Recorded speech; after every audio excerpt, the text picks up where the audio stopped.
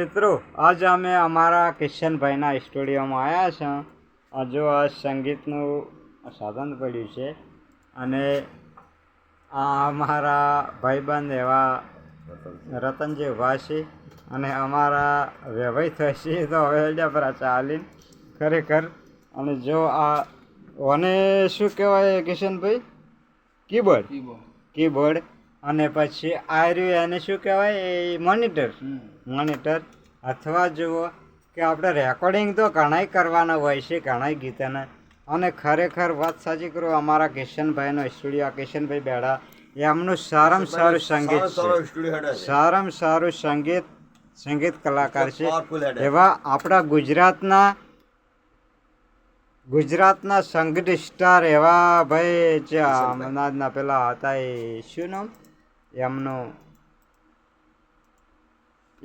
એ બચારા of થઈ ગયા છે સંગીત સ્ટાર, પણ એમના ને પણ કોમ કરીને આવેલા છે અરે ભાઈ આપણા કિશનભાઈ. આપણે સંગીત સ્ટાર કોણ હતું પેલા? મયુરભાઈ નારિયાના તેમના ને ખરેખર કિશનભાઈ કોમ કરીને મયુરભાઈ નારિયા કેવરત લઈ સંગીત સ્ટારમાં કે પાવરફુલ જે રીતના ખબર છે કે સંગીત સ્ટારમાં રાકેશ બારોડ કે એવા મહાન નામકીન કલાકારોની અંદર સંગીત એમને આપેલું છે. એવા મહાન એમનું અચાનક ભગવાન માતાજી સુખ શાંતિ એમના આત્માને આપે. ખરેખર પણ અચાનક એમનું મૃત્યુ થઈ ગયું. પણ આ કિશનભાઈ આપણે બેઠા હેરાએ એમના સ્ટુડિયોમાં એની પાછળ કોમ કરીને આવેલા છે કે આપણા કિશનભાઈ છે યાર. જુઓ સાચો ને કિશનભાઈ? હા, એમણે સારામાં સારું આપણને સંગીત આપ્યું છે, જોઈ લો. અને હાલમાં રેકોર્ડિંગનું કામ ચાલુ છે એમનું. રેકોર્ડિંગ કે અથવા જોઈ લો, સારામાં સારું આપણને સંગીત આપણને બતાવે છે.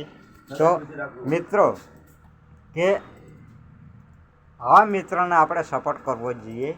અને સારામાં સારા કોઈ બી આપણે સોંગ બનાવવાનું હોય તો આપણે આવી રીતના કોઈ જગ્યા પર જઈ સ્ટુડિયો સારો મળે આપણો કે સારા આપણા ભાઈબંધ છે.